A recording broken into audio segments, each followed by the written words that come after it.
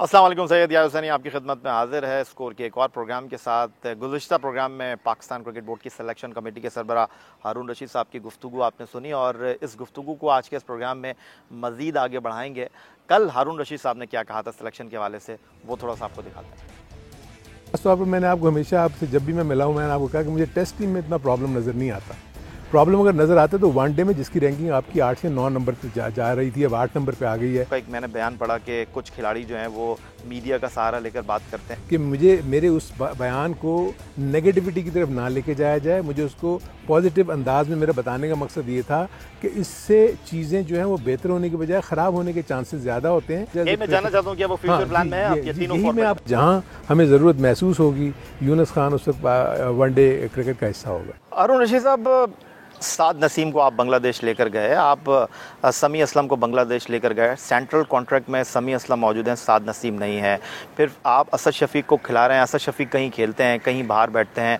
हारिस सोहेल को आपने भी, पहले मैं सवाल ये करना चाहूँगा कि आपने इन लड़कों को मौका दिया, साद नसीम अब हमें कहीं दिखाई नहीं दे रहे।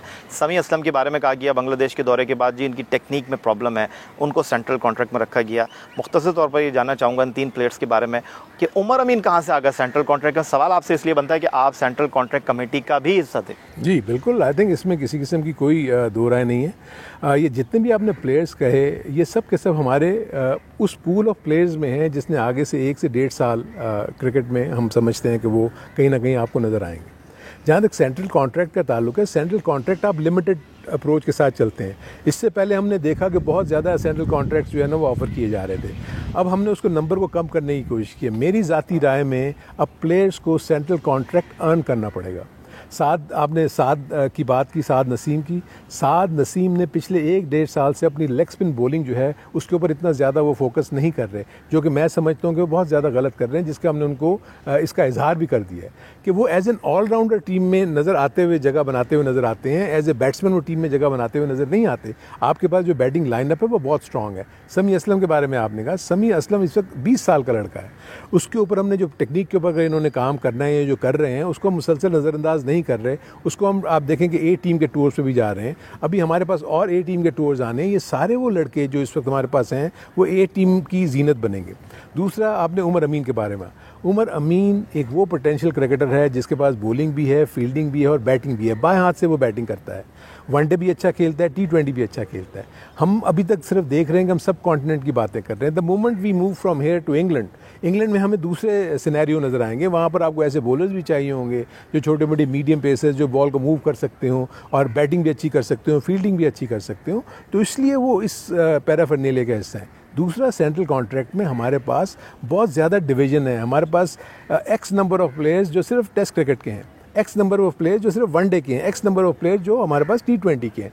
इसलिए 8-9 तो लगभग यही बन जाते हैं। इनफैक्ट अगर देखा जाए तो 16 से 17 लड़कों का ही पूल है जिनको वो आपने कॉन्ट्रैक्ट ऑफर किया है, क्योंकि बाकी तो वन फॉर्मेट के प्लेयर्स हैं। आप इंग्लैंड की बात कर रहे हैं, इंग्लैंड तो अभी दूर है, आपको इंग्लैंड को अभी यूएई में फेस करना है। मैं आपसे ये जानना चाहता हूँ, आप दबाव में हैं क्योंकि पाकिस्तान क्रिकेट बोर्ड में फैसलों का क्या प्रेशर होता है। पाकिस्तान क्रिकेट बोर्ड पर तनकीद के हवाले से आप बहुत ज़्यादा अच्छी तरह अवेयर हैं, लेकिन आपसे मैं ये जानना चाहता हूँ जो इंग्लैंड की सीरीज़ है, इंग्लैंड के खिलाफ हमारा पास्ट क्योंकि उसको फ़ौरन कंपेयर किया जाएगा कि हम 3-0 से जीते थे। आपने जिस तरह कहा कि मेरी टेस्ट टीम जो है उसमें मुझे ज़्यादा चॉप एंड चेंज नहीं करनी पड़ती। आपकी सिलेक्शन कमेटी दबाव में है रिजल्ट के हवाले से, क्योंकि आपके पास हफीज़ नहीं होंगे, आपके पास रहमान नहीं है, आपके पास सईद अजमल नहीं है, जो उस सीरीज़ में जीत के हवाले से मेन थे। इस वक्त आपकी बैटिंग पर आप बहुत ज़्यादा बैंक करेंगे। नहीं, आप बिल्कुल ठीक कह रहे हैं। देखिए, उसके बरक्स अगर आप दूसरी तरफ देखें तो यासिर शाह जो हैं वो बहुत ही इमर्ज होकर आए हैं एज ए स्ट्राइकिंग बॉलर। ये तो बहुत खुशकिस्मती की बात है कि सईद अजमल के ना होने के बाद यासिर शाह की जो आमद है वो एक बहुत ही पाकिस्तान के लिए प्लस है। दूसरा, जुल्फ़िकार बाबर ने बहुत आउटस्टैंडिंग बॉलिंग की है। पाकिस्तान की बैटिंग लाइनअप सेटल्ड है। और ये भी आप देखेंगे सब कॉन्टिनेंट की पिचेस में इंग्लैंड ज़्यादा वरी कर रहा है यहाँ आकर खेलने पे। आप उनके अगर बयानात देखें तो वो थोड़ा सा वरीड हैं कि हमें यहाँ क्या मिलेगा क्या नहीं मिलेगा। होम कंडीशन का एडवांटेज आपको होने का चांसेस हैं। अपने साथ वो नॉन रेगुलर स्पिनर्स ला रहे हैं, जो कि रेगुलर स्पिनर्स नहीं है। मोइन अली, आपको याद होगा कि मोइन अली एक यानी पार्ट टाइम स्पिनर था जिसको उन्होंने ज़्यादा बॉलिंग देनी शुरू की। आदिल रशीद पीछे लेग स्पिन बॉलिंग छोड़ गए हुए थे, दोबारा उनको बॉलिंग करानी शुरू की है। उनके फास्ट बॉलर्स, जहाँ की पिचेज़ आप यूएई की देखते हैं तो किस अंदाज में वहाँ पर बिहेवियर होता है फास्ट बॉलर्स के साथ, तो एडवांटेजेस तो नज़र आ रहे हैं। लेकिन अगर पाकिस्तान बुरा ही खेलेगा तो इसमें तो किसी का कोई वो नहीं हो सकता। क्रिकेट में आपको पता है कि ख़ास तौर पर टेस्ट मैचेस में सेशन बाय सेशन आपका गेम प्लान चेंज होता है, आप कभी ऊपर हावी होते हैं, कभी आप नीचे जाते हैं। तो हमें तो इस चीज़ का कोई प्रेशर नहीं है कि टीम के रिजल्ट्स क्या होंगे क्या नहीं होंगे। यही वो टीम है जो आपके लिए कामयाबियाँ हासिल कर रही है, यही टीम अब जाके उनके साथ मुकाबला करेगी। अगर वो अच्छा खेलेगी तो उनसे भी जीत लेंगे, अगर अच्छा नहीं खेलेगी तो सिंपल एज दैट है कि उनको जीतने का हक नहीं है। पाकिस्तान क्रिकेट बोर्ड की सिलेक्शन कमेटी के सरबराह हारून रशीद आज के इस प्रोग्राम में हमारे मेहमान हैं। सिलेक्शन, पाकिस्तान क्रिकेट का मुस्तकबिल और आने वाले मुस्तकबिल के चैलेंजेस। मजीद गुफ्तगू एक ब्रेक के बाद। हारून रशीद साहब, वनडे के लिए आपने टीम होल्ड की है जो इंग्लैंड के खिलाफ सीरीज़ है, तो क्या इसका मतलब हम ये समझें कि टेस्ट क्रिकेट की परफॉर्मेंस को काउंट करेंगे, क्योंकि इंग्लैंड एक डिफरेंट टीम है। इंग्लैंड के खिलाफ लास्ट हम टेस्ट जीत गए थे, वनडे में हम परफॉर्म नहीं कर सके। जी बिल्कुल, देखें इंग्लैंड की टीम हमेशा से वनडे की बहुत ही अच्छी टीम है, क्योंकि उन्होंने भी ऑलराउंडर्स बहुत ज़्यादा वो खिलाते हैं, उनकी भी 8-9 नंबर तक जो है बैटिंग काफ़ी मजबूत होती है। तो डेफिनेटली जो टेस्ट मैच की परफॉर्मेंस प्लस आप देखेंगे हमारी जो ये सीरीज़ अभी चल रही हैं जिसमें जिम्बाब्वे जाना है, फिर इंग्लैंड के टेस्ट मैचेस होने हैं, तो उसमें प्लेयर्स की फिटनेस लेवल्स, ये सारी चीज़ें भी हमें मॉनिटर करनी होंगी कि अल्लाह करे कि हमारी टीम में कोई इस किस्म की प्रॉब्लम्स ना हो। अगर ऐसे कोई इश्यूज़ नहीं होते तो मैं फील करता हूं कि हम इंग्लैंड के खिलाफ भी एक वनडे की बहुत स्ट्रॉन्ग टीम जो है हम सामने ला सकेंगे। हारून रशीद साहब, आपका जो सबसे बड़ा असाइनमेंट है आइंदा साल आईसीसी वर्ल्ड T20 है, और अगर मैं ये कहूँ कि एक बनी बनाई टीम है और शायद आपके लिए टीम सेलेक्ट करना मुश्किल होगा, क्योंकि आपकी T20 टीम में एक स्पॉट पर 2 से 3 प्लेयर आपके लिए मौजूद हैं, और जो करंट परफॉर्मेंस होगी वो बहुत ज़्यादा इंपॉर्टेंट होगी आप टीम सेलेक्ट करने के हवाले से। आप समझते हैं कि आपके ऊपर रिजल्ट का भी दबाव है, क्योंकि आपकी टीम ने श्रीलंका में जिस तरह की परफॉर्मेंस दी है, अच्छा परफॉर्म करने के बाद दबाव बढ़ जाता है? बिल्कुल सही कहा आपने। देखें, होता यही है कि जब आप अच्छा परफॉर्म कर रहे होते हैं तो उम्मीदें भी बहुत ज़्यादा चली जाती हैं। जो भी शायकीन क्रिकेट हैं, जो सपोर्टर्स हैं, जो आवाम है, वो ये एक्सपेक्ट कर लेती है कि जो टीम ने अच्छा किया था पीछे वो उसको दोबारा अच्छा करेगी। लेकिन आप ये देखेंगे एक सीरीज़ से दूसरी सीरीज़ में अच्छा खासा गैप आ जाता है। कई अपने प्लेयर्स अपनी फॉर्म लूज़ कर जाते हैं, उनको दोबारा रीगेन करने के लिए थोड़ा सा वक्त लगता है। लेकिन स्टिल अगर कॉम्बिनेशन आपका अच्छा बना हुआ हो, अगर आप किसी एक आध प्लेयर पर डिपेंड ना कर रहे हो, तो वो टीम वापस अपना कमबैक कर लेती है। तो मैं ये फील कर रहा हूँ, जैसे कि आपने कहा, बिल्कुल सही कहा कि हमें ज़्यादा से ज़्यादा 1 या 2 स्लॉट के ऊपर ही ज़्यादा हम ढूंढ रहे हैं कि कौन से प्लेयर्स कैसे होने चाहिए। और इसका जो में सबसे बड़ा फ़ायदा होना है वो दिसंबर में जो हमारी ए टीम के जो मुकाबले होने हैं इंग्लैंड लायंस के ख़िलाफ़, क्योंकि जितने भी वो प्लेयर्स जिस वक्त ये मैं देखता हूँ कि मीडिया में काफ़ी उनके मतलब नाम लिया जा रहा है, ये तमाम प्लेयर्स फीचर करेंगे उस 5 और 10 मुकाबलों में जो हमारे होने जा रहे हैं, 5 वनडे और 5 T20 अगेंस्ट इंग्लैंड लायंस। वहाँ ये उस तमाम प्लेयर्स को देखने के बाद हमारे पास वो पूल इकट्ठा हो जाएगा जो कि T20 के वर्ल्ड कप का हिस्सा बनेगा। हारिस सोहेल को क्या मैसेज दिया आपने किसी भी फॉर्मेट में ना रख के? देखिए, हारिस सोहेल की इंजरी का प्रॉब्लम दोबारा शुरू हो गया है। उन्होंने ड्यूरिंग सेकंड या थर्ड मैच के बाद उन्होंने यहाँ पर हमारे मेडिकल स्टाफ को फ़ोन करके उन्हें बताया कि उनकी वो तकलीफ़ दोबारा शुरू हो गई है। जब वो तकलीफ़ दोबारा शुरू हो गई after lapse of say about 3 to 4 months, तो इसका मतलब है कि सीरियस इशू है। तो हमने उसको कहा कि बजाय इसके कि हम उसके ऊपर फिर कोई प्रेशर डाल दें उसकी बॉडी के ऊपर, इससे पहले कि फिर वो लंबे अरसे के लिए जाए, क्योंकि वो भी बहुत ही अच्छा प्लेयर है हमारे लिए, टेस्ट क्रिकेट में भी अच्छा खेलता है, वनडे में भी अच्छा खेलता है। तो हमने उसको दोबारा अपने मेडिकल पैनल के पास भेजा है कि लेट्स सी कि इसकी जो प्रॉब्लम्स हैं इसकी परमानेंट क्यों सही नहीं हो रही। आप देखें जो मोहम्मद इरफान है वो फिट होकर जब वापस आए हैं तो आप देखेंगे अब उनकी बॉलिंग भी बहुत अच्छी होती चली गई है। शॉर्ट ऑफ बॉलिंग थे इस पूरे T20 में, उन्होंने बहुत उम्दा बॉलिंग की, वो अच्छा बॉलिंग करते हुए नजर आए। हारिस सोहेल का भी हमें यही है कि जहां हमें सिग्नल्स मिलेंगे कि वो बिल्कुल ही 100% फिट होके आ गए हैं। हारून रशीद साहब, वकार यूनुस बड़े प्लेयर हैं, बड़ी परफॉर्मेंस उनके क्रेडिट पर हैं। जो सिलेक्शन कमेटी है डोमिनेट करते हैं वकार यूनुस, या आप अपने फैसलों में बाइख्तियार हैं और आप अपने फैसले मनवा लेते हैं? देखिए, मैं एक चीज़ आपको बताऊं कि 2-3 चीज़ें मैंने आपको भी कई दफ़ा ये कहते हुए सुना कि जी शाहिद आफरीदी आए वो फ़लाना प्लेयर लेके चले गए, फ़लाने आए वो फ़लाना प्लेयर लेकर चले गए। ऐसी कोई भी बात नहीं है। देखिए, अभी भी मैं आपको फिर कैटेगोरिकली ये बता रहा हूँ कि वकार यूनुस, शाहिद आफरीदी, ये हम सब का गोल तो एक ही है ना। बहुत ही अच्छी माहौल में हमारी डिस्कशंस होती हैं, हम आपस में एक दूसरे से गुफ्तगू करते हैं। ऑब्वियसली क्योंकि वो जिन प्लेयर्स के साथ खेल रहे हुए होते हैं उनको बहुत करीब से जानते हैं। किसी प्लेयर के मुतालिक ज़रूर वो हमें कहते हैं कि जी ये प्लेयर हमारा आप देखें ये अच्छा है, इसका कॉन्फिडेंस है, टॉप लेवल पे खेला हुआ है, ये सारी चीज़ें हैं। लेकिन उसके बावजूद जहां हम देखें ना, ये इतने सारे नए लड़के कैसे आ रहे हैं, आप मुझे बताएं। अगर वकार या शाहिद आफरीदी हमारे साथ एक उस पेज पे ना हो तो क्या इतना आसान है इतने सारे नए प्लेयर्स को हम टीम में डाल दें?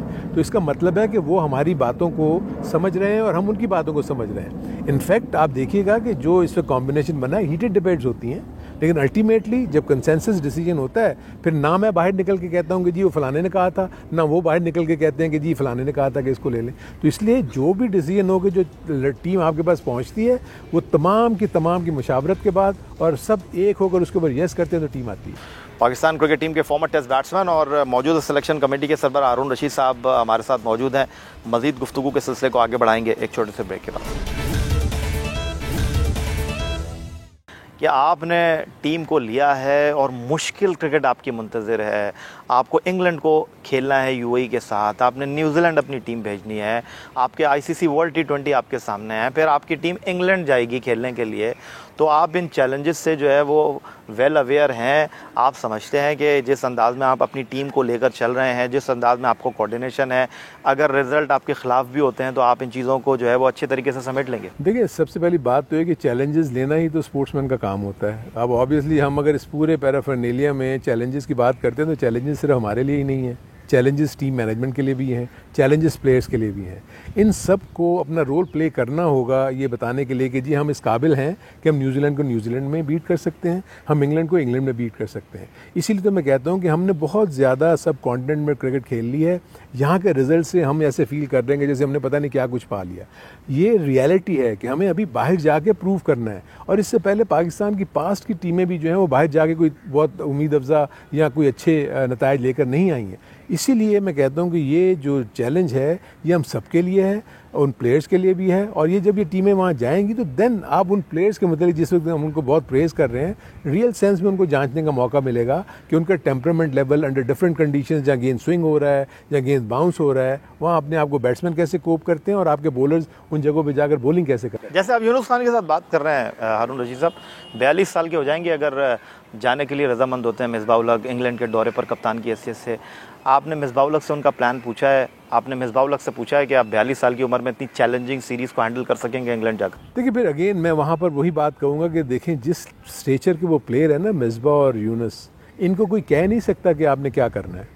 ये इन्होंने खुद फैसला करना है क्योंकि इनकी बॉडी, इनकी वो जो भी फॉर्म है ये बताएगी आगे फ्यूचर में कि ये किस तरीके से कोप कर रहे हैं। अगर मैं समझता हूँ एज ए प्रोफेशनल प्लेयर, अगर इनको खुद ही पता लग जाएगा कि इनकी बॉडी अब रिस्पॉन्ड नहीं कर रही, इनकी फॉर्म वो नहीं रही, तो मैं नहीं समझता कि ये कंटिन्यू करेंगे। लेकिन क्योंकि जिस स्टेचर के वो प्लेयर हैं उनको जाना चाहिए जहाँ तक वो समझते हैं। वो अगर वो परफॉर्म भी कर रहे हैं, अच्छा भी खेल रहे हैं, तो वाई नॉट, उनको हमें अब वो, बल्कि यंगस्टर्स के लिए तो एक मशअल राह है, उनको देख के यंगस्टर्स सीखेंगे। जितना अरसा वो टीम में रहेंगे, मैं तो समझता हूँ कि इन यंगस्टर्स को उनसे बहुत कुछ सीखना चाहिए जितने भी अरसे वो मौजूद हैं।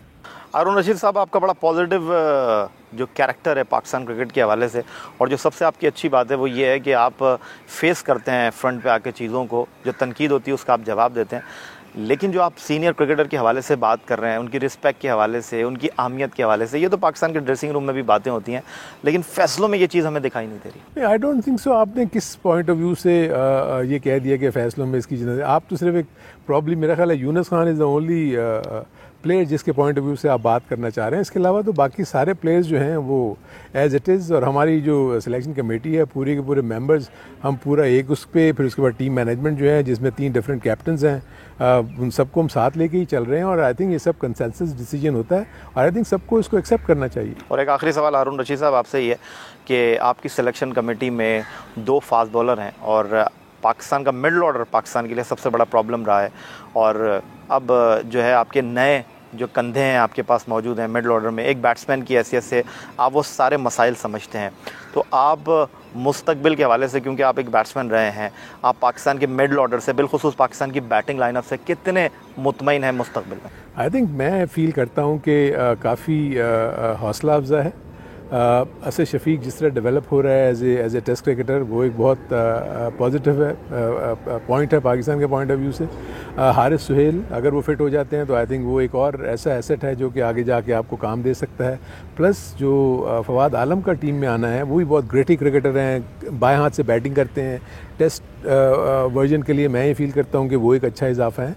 तो आज देखेंगे अगर गौर से कोई अगर इसको देखे पाकिस्तान की टीम को, तो हम कर क्या रहे हैं। हम एक्सपीरियंस और यूथ का मिक्स कोशिश कर रहे हैं कि एक्सपीरियंस के साथ रहते हुए यूथ को हम इंडक्ट करें ताकि यूथ उस एक्सपीरियंस की मौजूदगी में कुछ सीखना शुरू करें। बाय दैट टाइम जब वो हमारा एक्सपीरियंस गायब हो जाए तो ये इतने मेच्योर हो चुके हों कि ये उनकी जगह ले लें। तो आई थिंक एक सिस्टमैटिक अप्रोच के साथ हम कोशिश कर रहे हैं चलने की, जो हमारी सोच के मुताबिक है, जो हमारी पोटेंशियल है उसके मुताबिक। हो सकता है हमसे बेहतर सोचने वाले भी हों, बाहर बैठे हुए जो बात करते हैं वो हमसे ज़्यादा बेहतर भी समझते हों, क्रिकेट को बेहतर तरीके से चला भी सकते हों, लेकिन इस वक्त क्योंकि जॉब हमारे पास है तो जो हमारी स्वाबदीदें हैं, जो हमारे क्रेडेंशियल्स हैं, उसके मुताबिक हम ये सारे काम कर रहे हैं। थैंक यू वेरी मच हारून रशीद साहब, आपका बहुत शुक्रिया। पाकिस्तान क्रिकेट टीम के फॉर्मर टेस्ट बैट्समैन और मौजूदा सिलेक्शन कमेटी के सरबराह, बहुत से सवालात को बहुत अच्छे अंदाज में इन्होंने पुल शॉट की शक्ल में खेला भी, बहुत से चीज़ों पर इन्होंने एक बाउंसर को जो है वो डक भी किया और जवाबात आपके सामने हैं। जो सवालात आपके जहन में थे हमने पाकिस्तान क्रिकेट बोर्ड की सिलेक्शन कमेटी के सरबराह हारून रशीद साहब के सामने रखे। आप इस इंटरव्यू के बारे में अपनी राय का इजहार कर सकते हैं score@jio.tv पर, फेसबुक और ट्विटर पर भी आप हमें फॉलो कर सकते हैं इस इंटरव्यू के हवाले से। सैयद याह्या हुसैनी को इस उम्मीद के साथ, इस दुआ के साथ, इस तवक्को के साथ कि पाकिस्तान में खेल और खिलाड़ी तरक्की करते रहें, आज के इस प्रोग्राम से इजाज़त दीजिए। अल्लाह हाफ़िज़।